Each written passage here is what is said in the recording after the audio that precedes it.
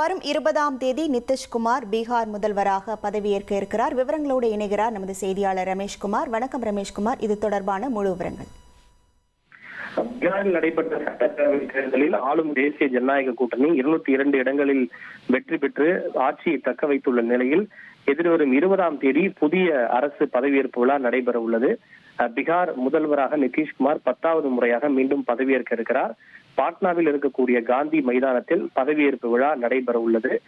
இந்த தகவலை பீகார் மாநில அமைச்சரும் பாஜக தலைவருமான பிரேம்குமார் உறுதி செய்திருக்கிறார். நாளை நடைபெறக்கூடிய பாஜக மற்றும் ஐக்கிய ஜனதா தளம் கட்சியின் சட்டமன்ற உறுப்பினர்கள் குழு கூட்டத்தில் தேசிய ஜனநாயக கூட்டணியினுடைய தலைவராக நிதிஷ்குமார் தேர்வு செய்யப்பட இருக்கிறார். அதனைத் தொடர்ந்து அவர் ஆளுநரை சந்தித்து ஆட்சி அமைக்க முறைப்படி உரிமை கோருவார். அதன் பிறகு ஆளுநர் மாளிகை சார்பில் ஆட்சி அமைப்பது தொடர்பான அறிவிப்பு அதிகாரப்பூர்வமாக வெளியிடப்படும். ஆனால் தற்போது பீகார் அமைச்சருடைய கூற்றுப்படி இந்த 20ஆம் தேதி அமைச்சரவை மற்றும் முதல்வர் பதவியேற்பது உறுதி செய்யப்பட்டிருக்கிறது. அந்த பதவியேற்பு விழாவில் பிரதமர் மோடி, மத்திய அமைச்சர்கள் மற்றும் லட்சக்கணக்கான தொண்டர்கள் பங்கேற்க இருப்பதாகவும் பீகார் அமைச்சர் பிரேம்குமார் தெரிவித்திருக்கிறார்.